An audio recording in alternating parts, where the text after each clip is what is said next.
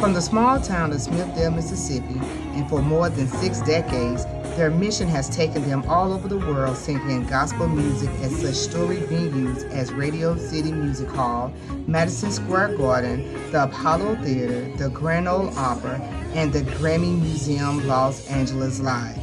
The Williams brothers still are the first sold-out gospel headlining performer at the Hard Rock Hotel and Casino. Individually and collectively, their contributions to the gospel music industry has earned and gained them 7 Grammy nominations, an Emmy nomination, 2 Telly Awards, 17 Stellar Awards, 18 Top 10 albums, and most recently, the 2022 Mississippi Governor's Lifetime Achievement Award. Down through the years, God has always blessed his people. I feel better. So much better since I laid all of my burdens down. Hey everybody, it's your girl, Boss Lady. I am so excited. This is one of the exclusive premiere for the Quartet Corner. As you know, we have interviewed so many people in the past, but I have to say that when I got the call to say that it was okay to interview my guest that's coming up, I was so stoked. And like I told them, I've been bubbling on the inside ever since. So I would like everybody to pull your attention in, get your popcorn, get in a comfortable place, put your hands together. I don't care what you're doing, put your hands together and let's come ahead and celebrate the Williams brothers. Hello there. Hey, Boss Lady. Hello. And if y'all haven't seen my show, I have like the corniest, sound effects. So we're going to have like hand clapping. Don't even worry about it. Everybody says it's fun. Well, where was the hand claps when you called us out? Oh, I got to do it in the editing. You put me out there like that. I do it in the editing. Just, you know how I do. But anyway, I am so excited. Listen, I grew up listening to this group, and when I could honestly say I am a quartet baby. So to see a quartet group come up in the 80s that had their own video, like, you know, music video, that was huge in the 80s. That was huge. And I'm so excited to say that I'm able to sit here and to have a talk with Mr. Doug Williams, Mr. Melvin Williams, and my boy Dre Tate. I'm so excited. You guys got anything to say before we go into our interview? We're just glad to be here. Dave, just want to thank you for having us on the show. We're excited to be here with you, Boss Lady. Thank you so much. I'm just so, I told her, I said, I'm just bubbling on the inside. I'm just excited. So, as we all know, let's go ahead and just get into this interview, because I got some questions that a lot of people, you know, have said that they had wanted to know some answers to.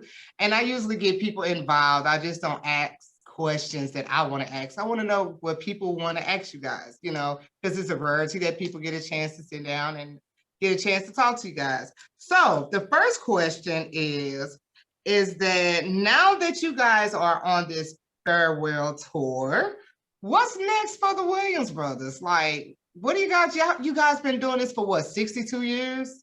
It's been 62 years? Because I know we say 50, but it's really been what, 62 years? That's a long time. It's really been 62 years, yes. So what's next? What's after this? What's going on? Well, after the tour is over, of course, the brothers are going to be doing some individual things, solo projects still. As a matter of fact, I'm in the process of working on a solo project as we speak. And, you know, possibly books and movies and this kind of thing could be coming in the future. So just be on the lookout. I mean, just because this is a farewell tour and we won't be touring like this again, that doesn't mean that we're going to just stop, because, you know, music is what we do. And that's a part of our lives, and always has been, always will be, until the Lord calls us home. So we'll be involved musically some kind of way, doing something, but it just may not be touring. I got you. So my next question would be, I know you said that you guys still want to be involved in music, but it just won't be and the way that you guys have been doing it over the last 50, 60 years. I want to know, since Quartet has changed drastically over the years, who are you guys listening to? I want to know every last one. Who's on your playlist, or what's your favorite group thus far? It don't have to be Quartet, but who are you listening to? Well, I listen to all kinds of music. I'm an old school R&B guy. I mean, I'm a gospel singer. And I love gospel music. That's my heart and soul. But I still listen to Donny Hathaway and Sam Cooke and those kind of singers. Of course, that's why I really learned how to sing. That's who taught me how to sing. Actually, listening to Johnny Taylor and Donny Hathaway, Sam Cooke, and so I still listen to that old school stuff from time to time. But of course, gospel-wise, I still love the Clark sisters. I still love. I love Jacqueline Carr and those kind of artists who are doing very well right now. So I'm excited about that. Mr. Melvin, who you listening to? Well, some of the same stuff that Doug. I'm old school too. As a matter of fact, I just left the Essence Festival Sunday night and hung out with my buddy Johnny Gill of New Edition, and they took us way, way back. And the Isley Brothers. But all the old gospel singers, the Hawkins, Andre Crouch, Mighty Cloud of Joy, like I said, James Cleveland, all of those people was a big inspiration to me. And of course, like Doug said, Donny Hathaway. And the newcomers, like you said, you got Jacqueline Carr. And they're not playing them that much on the radio right now, but I'm a big J Moss fan, man. J Moss and Dietrich Haddon, them cats can blow. You hear me? Okay, they can blow. I like the new cats, but let me tell you something. They can blow. And believe it or not, he say he can't sing, but he does everything else with excellence and whatever he does. And he's one of my all-time favorite gospel entertainers. Per se, and that's Kurt Franklin. Yeah. And I also been listening to Rance Allen, so I've been kind of listening to Rance lately. So yeah, I love some Rance Allen. Okay, Dre. I'm gonna say a lot of Jonathan Nelson, Jason Nelson, I think it was. Both of them really. Yeah. Them twins up there up north. I've been listening to a whole lot. Most of his older, I guess, when he put out Shifting the Atmosphere, I never heard that whole record until now. And I listen to a lot of him now, So between that, especially Donny Hathaway, man, that's like almost like an everyday thing for me. But I'm listening to all music, really. It's even our quartets, our up and coming quartet. Right. Yeah, I'm listening to listening to a whole lot of our new and upcoming groups. I ain't gonna call no names because I don't want to. You know what I'm saying? But I listen to a lot of them. Y'all think we ain't listening? We can hear you. Well, right. Yeah, but Dre. Go ahead, Dre. I thought you were going to say something. Name one other one that I've been listening to, and I really love her. Lisa Knowles, Brown Singers. Yeah. She is bad as she want to be, and some. Love it, Lisa Knowles Smith. Yeah. And you cannot leave out the Williams singers, man. Absolutely not. They're off the chain, man. I'm sorry. Oh yeah. They are off the chain, man. They're off the chain. So I ain't gonna call my favorite one out there right now. I ain't gonna do that, but I got a favorite. Who's your favorite? You wouldn't. A lot of people wouldn't even believe, but I am a Roy and Revelation fan. Roy, yeah, Lil Roy. I like Roy and Revelation. I like Lil Roy. Oh God. Mm-hmm. Yeah, Roy knows I'm a fan. I let him know all the time that I'm a fan. It's so funny you say that, Tate, because me and Boss Man had got into it this morning about this. Wow. Boss Man just got into it about it. I'm like, oh, we're talking like quartet like we're talking about like the NBA or the NFL. It's funny, like we talk about it like it's stats or something. I don't know. Yeah. But anyway. But let me tell you something. But let me tell you something, Boss Lady. You see the variety of artists that these guys have listened to over the years, and they haven't even scratched the surface, because they hadn't even named groups like the Dixie Hummingbirds or not Jackson Southern Airs, and the fantastic Violin Airs, man. Those the Soul Stirrers, man. Man, look, the groups we grew up on. back in the those groups back in those days, man, were the bomb. When I say the bomb, they was doing it, man, and they was doing it big time too. And back in the day, and Doug can remember when we were little kids, man, those groups, you could take 2 or 3 of those groups, not no 10 groups, 2 or 3 of those groups, the Two Sets of Blind Boys, the Soul Stirrers, and they would pack an auditorium. Yeah. They would pack an auditorium. You hear me? I'm talking about 5, 6, 7,000 people. Yes. So they were the big influence. And since we talking about singers, let me just say this, and I'm done. Nobody that I know that I've heard can do his voice. Big Luther, I like Big Luther, Little Luther, in the between Luther, all them Luthers. He has taught a lot of people how to sing just like Donna Hathaway. Yeah. And we still trying to sing like him. You like Big in between Luther and Small Luther. And Small Luther. Yeah, all 3 of them, baby. And you know what? So my next question is going to be, like, I know you guys say you listen to a lot of older groups or singers and stuff. You guys been in this thing for almost 60, 62 years.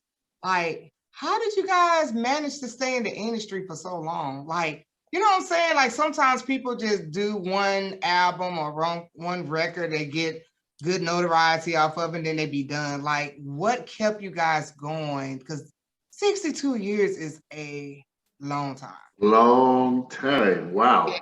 Well, a lot of prayer, a lot of faith, a lot of determination, just a never give up attitude that, regardless of what the situation is, or regardless of how the music changes, we were able to kind of change with the times. That's how a lot of I say a lot of artists, especially Quartet, kind of sort of get left behind because they're not willing to change to a degree.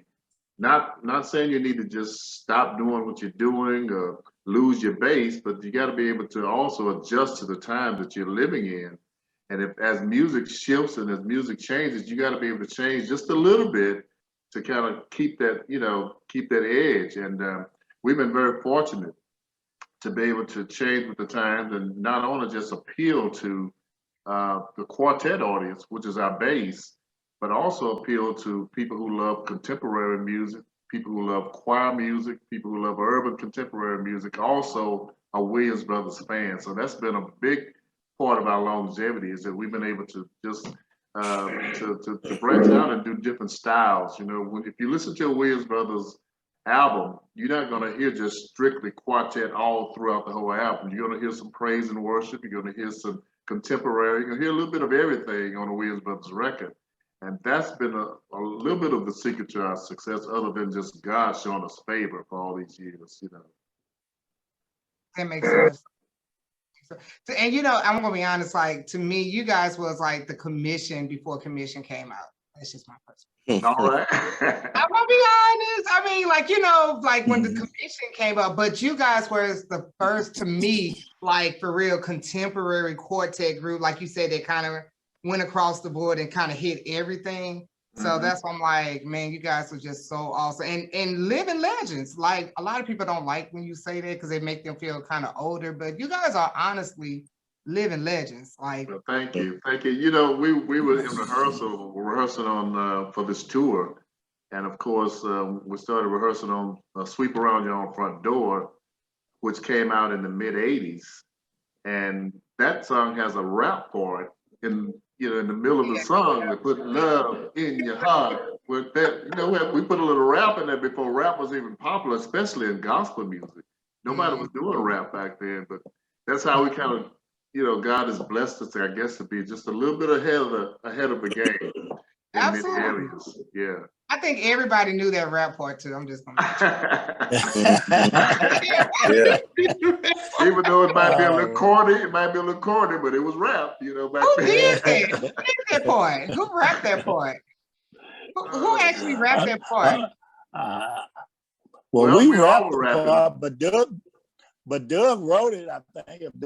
I think Doug wrote the entire song, if I'm mistaken. Yeah, Doug wrote the song. And that song is the song that really kind of pushed us, and kind of took us out of Quartet for a minute, It did. Yeah, I can say that. Because I think at one point in time, even that video was probably being played on BET, like not just the Bobby Jones, but what was that? Oh, with Donnie Simpson. What was the name of that show? Dre, what was the name of that show? Yeah, I know the Donnie Simpson. What was it? Soul. Video Soul. Video Soul. Like I can remember seeing that video. Like, oh gosh, yeah, I can remember seeing that video. When I tell you that was a huge thing, though, that was really, really huge. So now, since we was talking about the longevity and Quartet being your foundation and your base, like I know you guys say Roy, and we have so many different quartetters. Really, we kind of switching into quartetters as far as how can I put it? The generations, the generations is kind of passing on. I want to know, how do you guys feel about the state of Quartet today? And I want to know, where do you think Quartet is going in the next 5 to 10 years? Ray, you want to speak on that? I can try. Quartet, as of now, there's a whole variety of sounds. Some great groups, female and male groups. I believe that the same momentum Quartet had in the 80s, if y'all can remember, and even time before that, I think we're going to come back to that. The sound is going to get very, very trendy again. And it's actually starting for its mainstream. It's starting with Marvin Sapp's last song that he put out. It shined a light on Quartet that I think a whole bunch of listeners who forgot about Quartet gonna come back to it. Mm-hmm. Yeah. So where do you see Quartet going to be in 5 to 10 years? And now, how about this? Let me switch up that question. Who do you think? Oh no, I know you don't want to answer this, Dre. I always say, don't ask the question if you don't want the answer. I want to know the answer. I want to know the answer. She trying to get us in trouble, Dre. No, I'm trying not to. She's trying to get us on the hot seat, but now I don't mind getting on the hot seat because I know how to get off of it. Okay. Who do you think is the face of Quartet of tomorrow? That's a good question. That's a kind of hard question. Being that the faces are changing, like monthly or weekly, somebody hit a good mark and they take off and the name takes off. But I can't really say the face of Quartet at this time though. Can I answer it? Sure. Can I answer it? Can I answer it? Yes, sir. I don't think it just depends on a hit record or what kind of sound you got on this day and time. I think it depends, whatever Quartet has at the end of the day has the right management, the right booking agents, the right business within their organization. That's the Quartet that's going to last and stand out the longest, as far as I can see now. Because if you look at the way the music business is and how many quartets out there now, well, who's standing out? Well, the ones that's really got the most business, the ones that's really taking care of and treating the audience right, taking care of their fans, and just loving the music and not being negative and being positive and trying to help everybody up that ladder, out of that barrel, instead of being crabs and being crabby. And those are the people that's going to stand out in the long run. And that's let's make a comparison for the choirs and the quartets, like James Cleveland did with the workshop. He just reached out and helped everybody in the world. Bobby Jones, he just reached out and helped everybody in the world. So those names are just household worldwide names. So you got to do something to help somebody else up the ladder and take care of business. Take care of business is what he said. And if you do that, you're gonna automatically stand out. If you can sing, just come on. Now that's the way I see it. That's the way I see it. Because I know a lot of quartets. So in other words, the door is really wide open for the next phase of quartet to come in. I mean, as Dre said, there's some really, really good young quartets that are coming up, and whoever makes that move and has the right record, the right sound, the right business, as Mel said, right management and so forth, that door is wide open. And somebody, the Williams brothers and the Can Spirituals, we've been around a long time. And then eventually we got to pass that torch on to somebody. And we're not going to do it forever. And we can't do it forever. It's not even realistic to think that we can do it forever. There are not many Spencer Taylors left in the world that can, they're 90 years old, so yeah. We praise God for him, and we thank God for Spencer Taylor, but there are not many people who can do that. So that door is open. So I want to see who the next quartet is going to be, who's going to really push through and take that torch and run with it. That there's the Williams singers, there's Roy, and there's so many others, the gospel legends, and the list just goes on and on and on. There's many of them out there that are great singers and got a really good group, good projects. And I want to see somebody just take it and run with it. Good answer. Good and safe answer, I have to say. A good safe answer. All right. Oh. Good safe answer. I got you.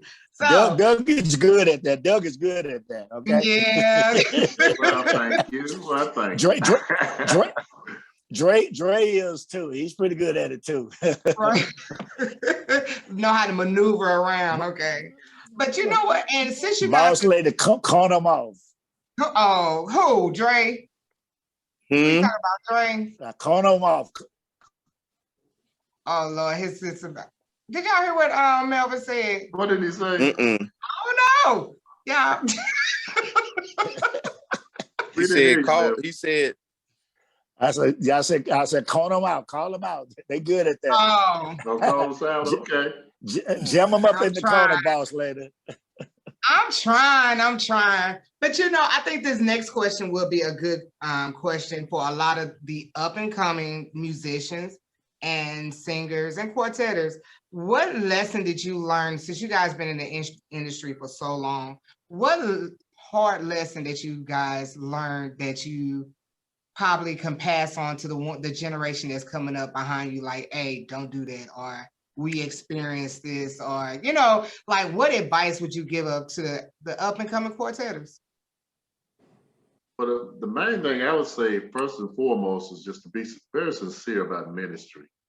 And that's the thing that you have to be sincere about as your ministry. It's not about the fame or the fortune, or who can get rich the fastest, or even who can get up and just turn the house out the worst. I mean, a lot of times the quartets kind of get caught up in the battle thing of who can outdo who, but it's really not about that. It's just about really reaching souls and doing the will of God. And if you really have God leading your path, then you can't go wrong. And when God elevates you, then nobody can bring you down but yourself. And that's one of the things that Jojo Wallace told us when we were first coming up, young guys. We were trying to get out in the industry, and Jojo Wallace of the Sensation of the Nightingale sat down and he really took us to school. He said, don't try to exalt yourself, let God exalt you. Because when God exalts you, nobody can tear that down. But you can tear it down, but nobody else can. So, and that was great advice. And I remember that. Now, I was probably in my teens when he told us that, but I still remember that today. And secondly, I would say just educate yourselves about the industry.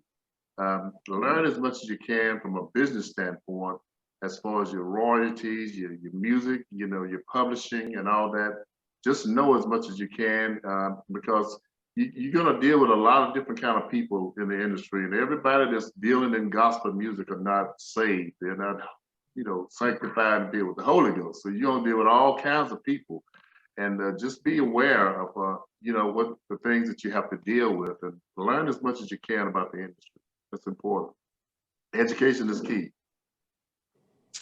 Even though it's ministry, it's business too. So it's both.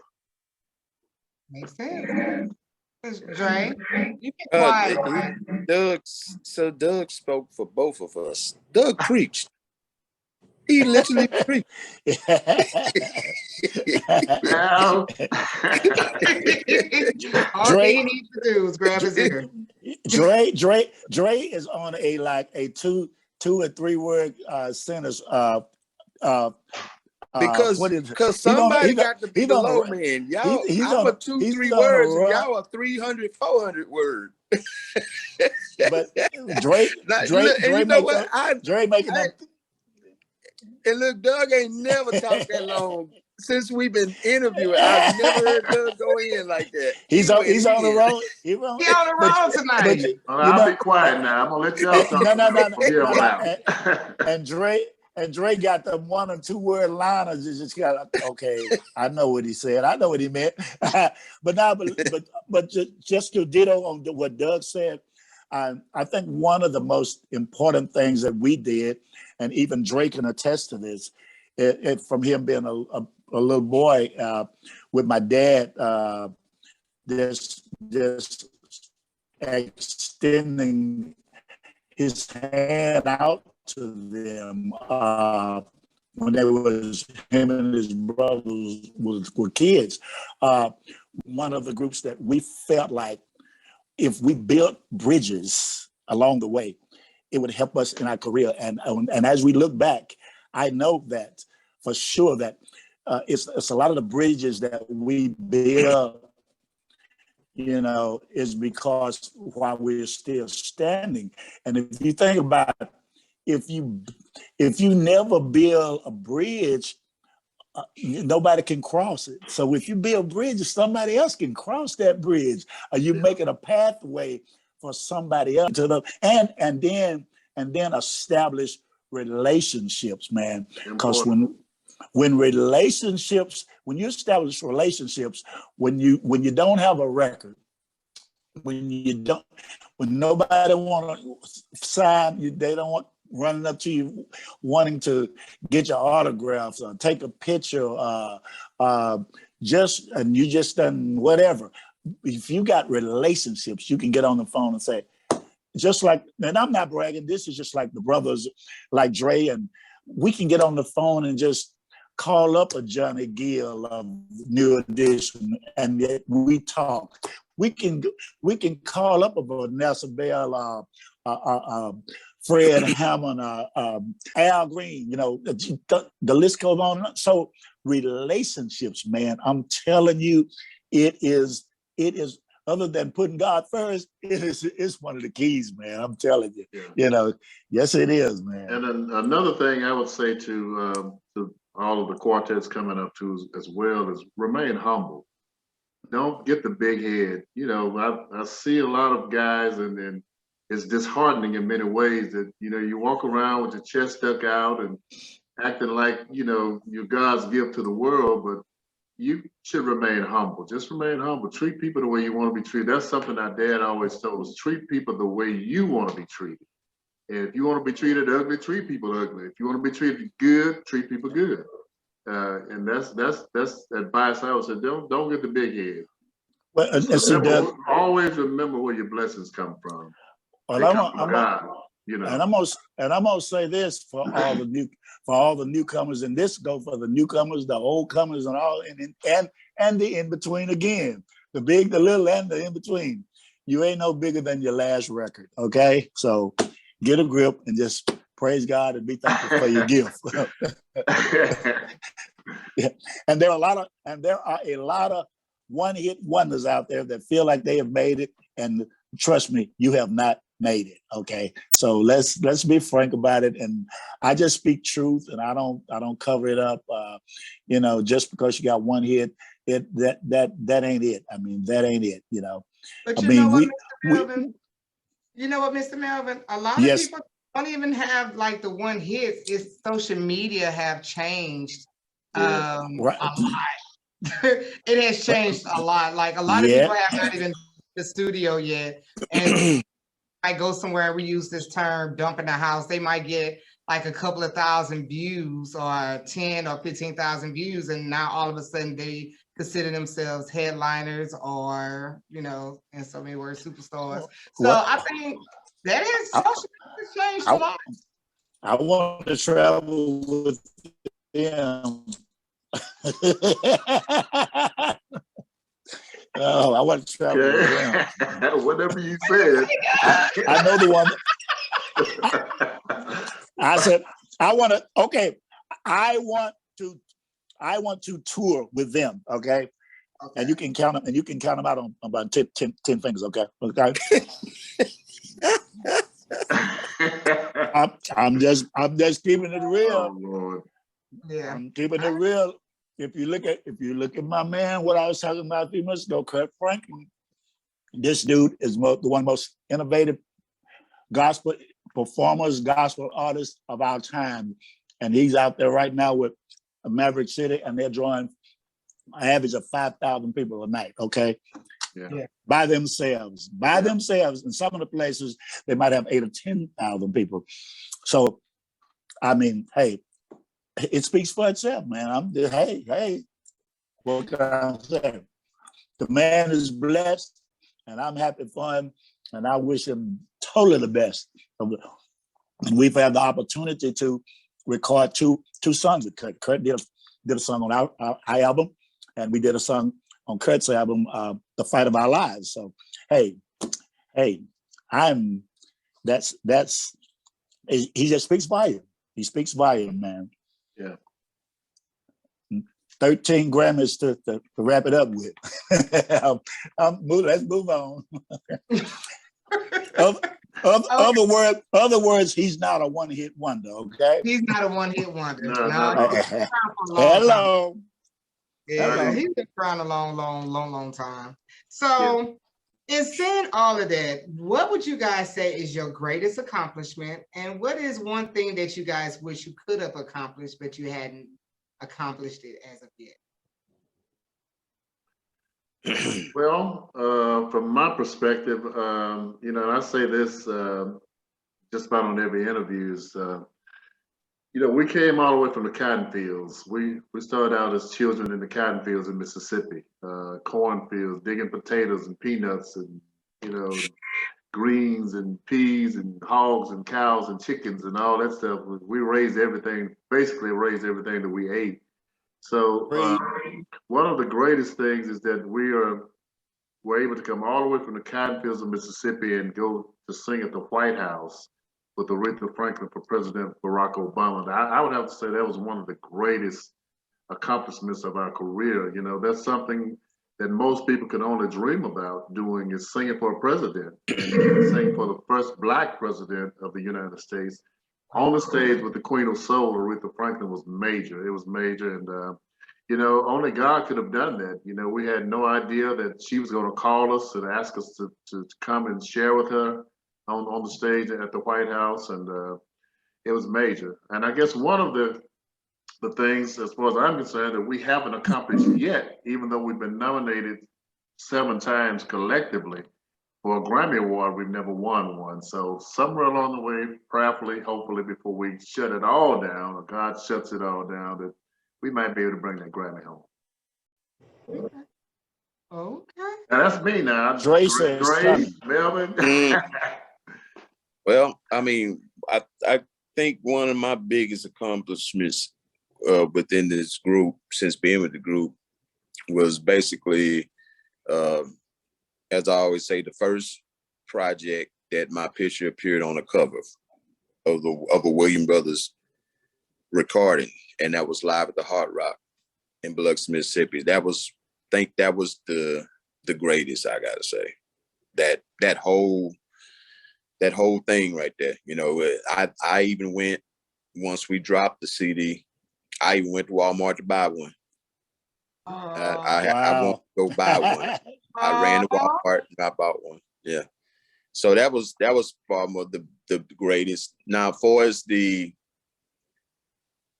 something for us that I wish we could have done, or I could have experienced with this group. We have two guys that was a part of the group. I think it might be more than that, but two of the most significant instruments in the Williams Brothers band was Terrell Midge Gatlin and Dwight Gordon. You know, they played on a lot of the old songs, you know, and a lot of people don't even know that. A lot of that stuff is originated by either Midge or Gate. But I wish that I could have had that time with Midge singing with him. That's one thing I wish, because right now they say that I carry that sound, but when I had the chance, we didn't take the chance. And that was when I was playing guitar for the Williams Brothers, and I had my opportunity at that time to sing background with Midge, but I never sung when I was with them. So if they wouldn't have fired me, we probably would have got there, but that's how it goes. You sound like Bobby. That's one I regret, though. You sound like Bobby Brown, man.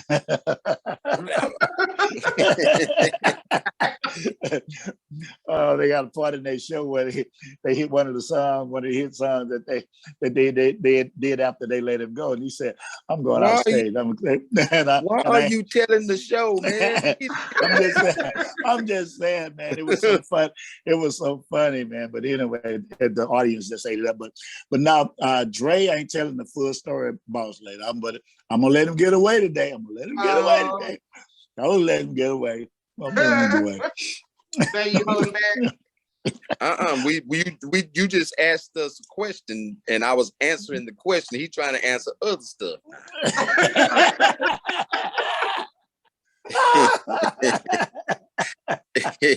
Oh man! If I had a little more time, Okay. That's how we go in that one. Mr. Melvin, is that what was your greatest accomplishment? What you wish you could have accomplished?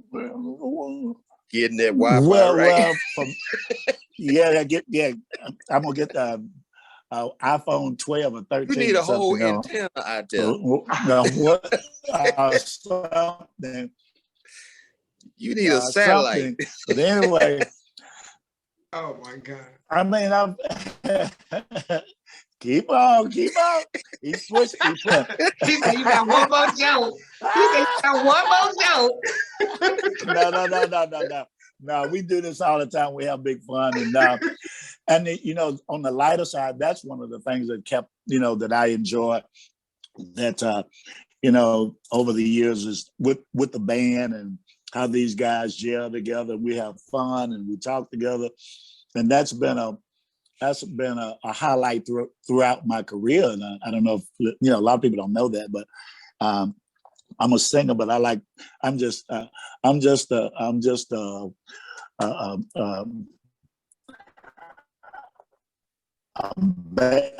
musician by, I guess, trying to play in the early days. That was a highlight for me. And of course, recording with Stevie Wonder and him turning around, inviting us to VH1. And then the VH1 producer of the show heard us sing with Stevie Wonder on Too Close. He said, would y'all like to sing behind James Taylor? And then again, turn around, would y'all like to sing behind Chaka Khan, James Taylor, and Steve Winwood? I'm like, oh my God. And I thought we was in heaven because Prince was headlining that TV special that night. So, hey, man, he was sitting up in the audience. And the only time that I've ever heard him say anything in person, when he came down off of the top of the bleachers, when we were doing top of the auditorium, when Steve and the brothers were doing their sound check, he came down and he says, guys, you guys sound really great. Y'all were really great. And I thought to myself, what? Who just said that? You know? So just moments like that, man. And Came from and Prince. just coming from Prince, man. I'm like, the Prince? Okay. I'll take that, man.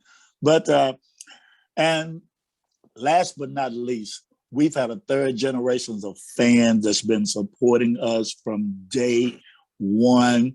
The people that's still with us, that's not gone on, their kids and their grandkids, they are still singing Williams Brothers songs. And my hopes and dreams are to, with this Nothing But the Hits farewell tour, is to rejuvenate this generation, this new millennium of the Williams Brothers songs. And so they'll be singing them for the next 25, 30, 40, 50 years from now.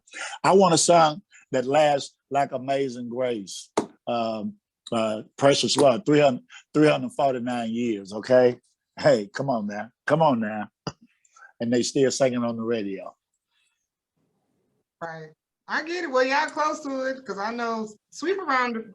You know what? In fact, we had another show and I had spotlighted that video on another show that I'm a part of with some other guys. And I was telling him, I was like, this is a classic. Like, you know, just telling him how much that song had meant to me. And that was a couple of months ago. So yeah, you getting close to it. All right. Thank you. Let me thank you. Let me tell you something else about that song. Doug, correct me if I'm wrong. I know I'm Just a Nobody concept video was cost like $5,000. And when we did the Sweep Around video, we did it. That's the first time we've ever heard of what they call a green screen. And I think we did that song, that video, for like $3,000 or something. Hold on. Yeah. Hold on. Yep. Sweep Around your own front door was on a green screen? On a green screen, we had them with them brooms. Yep, that was a green screen. It was in a blue room. It looked like blue the room room. was blue. Right? That was a green screen though, baby.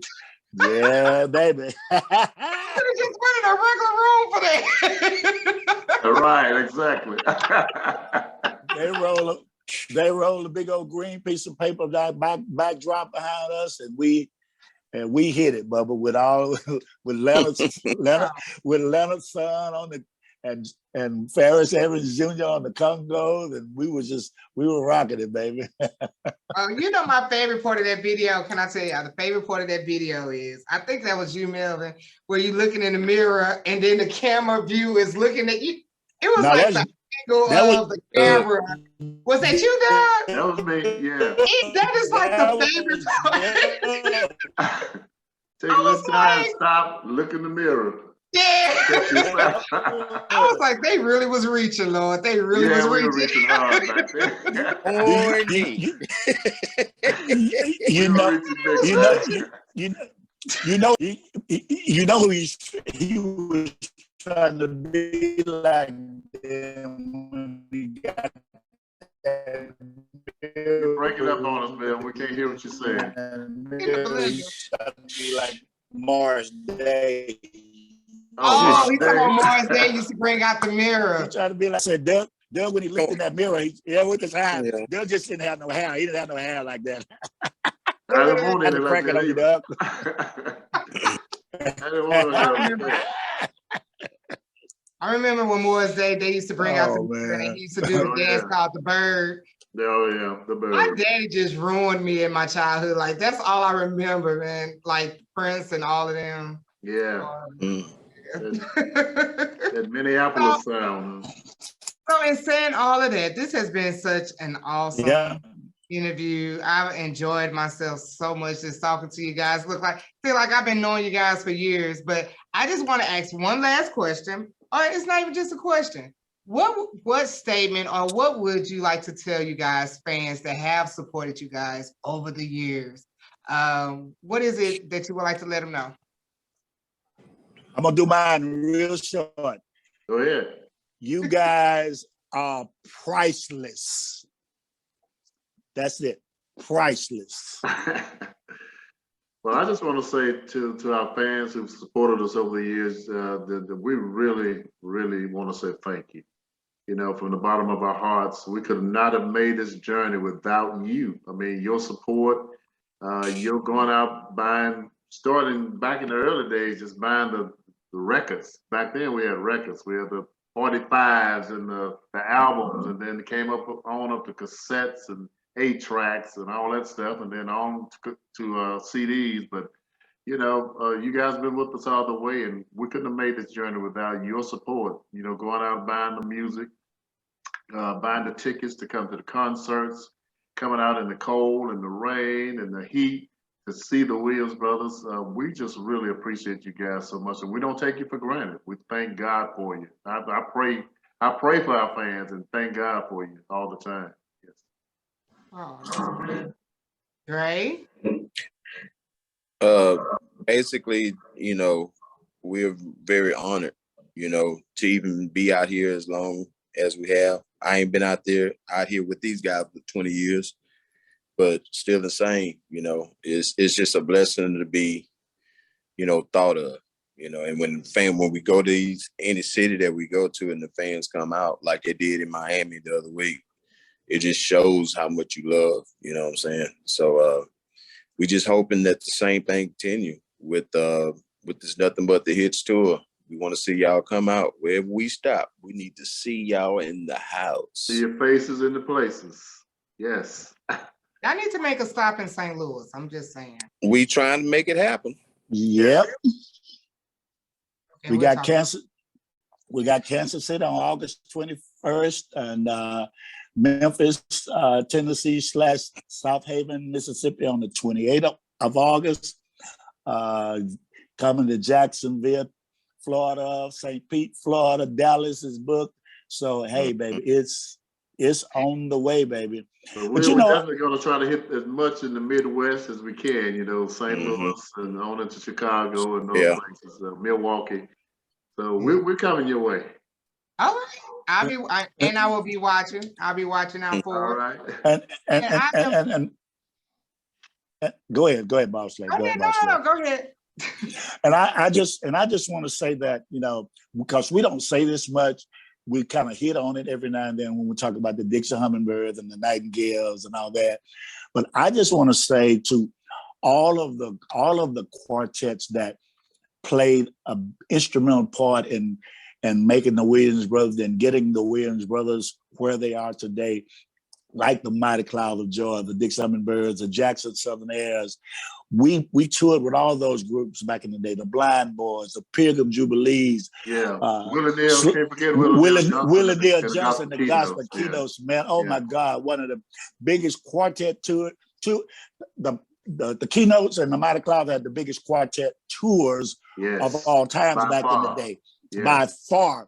So, and us being a part of that really sparked the Williams Brothers' career and helped us be a household name. And I just want to pay homage to those groups, man.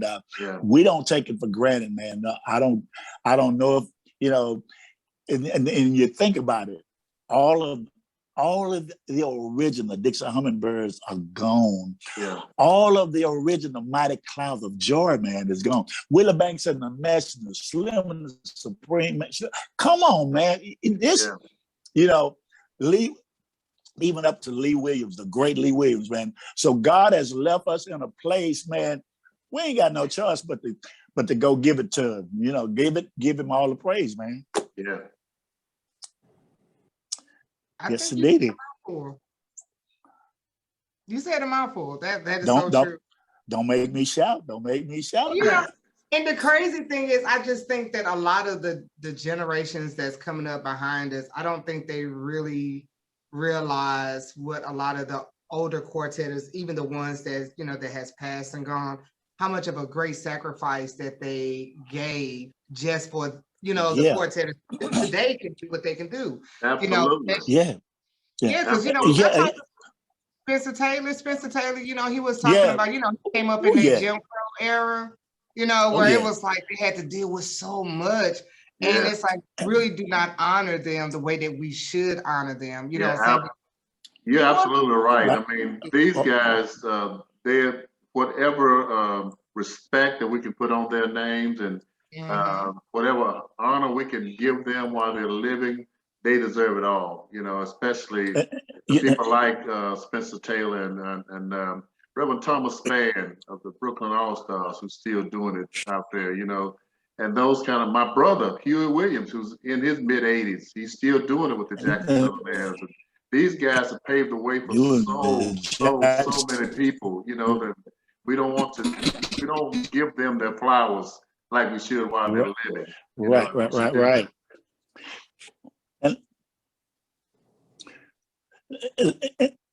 And let me just not just male quartets, the angelic gospel singers, Shirley Cedar singers, Dr. Love Coach, man, and the Harmonettes, the Loving Sisters, man. I'm telling you, these groups help put food on our table. Angelics recorded Jesus Would Never Say No. The Brothers recorded it in 1975 and had a huge hit after they did that. Dr. Love Coach did Hold It On and I Won't Let Go My Faith. The Brothers re-recorded and had a huge hit record on those. So it's just stuff like that, man. You can't look over that, man. So these people have paved the way for us, man, and opened doors for us. So many the staple singers, man. Come on, man. You sound like a robot, but you're preaching. Pray on my child, Williams brother. Get out of here, man. Come on. There you go. There you go. It's all right. I'm preaching. I'm preaching. All right. That's all right. Yes, sir. But you're right. Yes, sir. You know, so many people helped us to get where we are. And the tours that we did with Slim and the Supreme Angels and the Pilgrim Jubilees and all those guys, you know, Cleve and Clay Graham, and you know, we spent a lot of time on the road with these people, man, and they helped us, and helped to mold us and make us who we are today, and it's taught us a lot. We're learning a lot from the older group. Absolutely. Yeah. Well, it has been a lifetime pleasure to actually sit down and talk to you guys. This has been a great interview. I can honestly say it has been a great interview just listening to you guys talk, because a lot of times, you know, sometimes people, you know, they don't really sit down and kind of share their heart or just share some experiences that they have been through, because a lot of times they just don't. But I'm so glad that been able to sit down and, you know, get in a little deep about some stuff, even though Dre don't like to say the names. Dre like to say on the safe side, but it's okay though. Like I'm just excited. I really am excited. And I just want to honor you guys, and also just want to say congratulations on your farewell tour. I pray that you guys get even more dates. Like, I hope it just don't end. You know what I'm saying? It's like, I know you guys probably just like, you got what you got, but I know I don't know.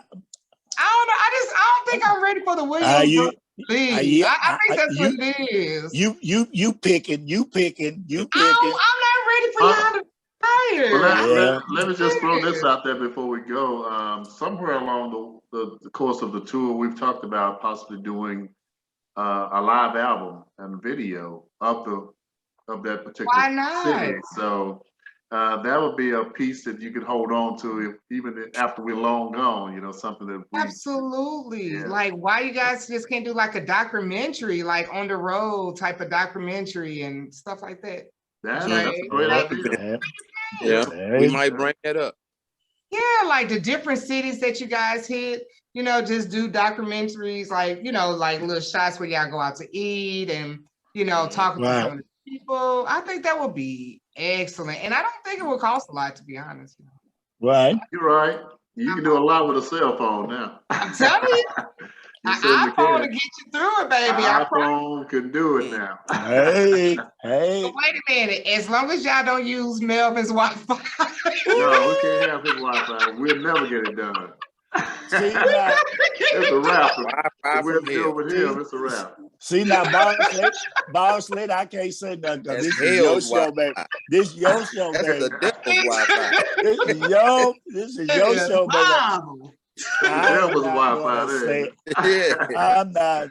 I'm not saying a word. Oh my God. This Oh, is your baby. See what we mean? The devil's Wi-Fi right there. That's the devil's Wi-Fi. It's the devil's Wi-Fi. Ladies Well, and gentlemen, fans of the world, I need a brand new 13 iPhone. yeah, I'm telling you, it'll get you through. It'll get you through. But y'all should really think about that. Do a documentary on the road, like documenting the last tour. I think that would be That'd Yeah. be great. Yeah. We're gonna set up a GoFundMe to get Melvin a new phone. So. Don't do that. Now, Melvin, now they on your hands, Melvin. Oh wow. But once again, There thank you you go. guys. Thank you guys so much for joining me. And What's yes, sir. What you was going to say something, Mr. Melvin? who talked? Oh, that was way a while ago. Yeah, okay. GoFundMe for Melvin a new iPhone, okay? Oh my God. I was just gonna say a little line of Doug's hit song. Sweep around your own front door. Oh my God. This has been a pleasure. This has been a pleasure. I'm quite sure that all you guys fans will love this interview. They've never heard before. And once again, thank you guys so much for joining in with Quartet Corner with your girl, Boss Lady. Until next time, I see you next time. Bye. All right. God bless you. Thank you for having us. All right. Thank you guys. All right.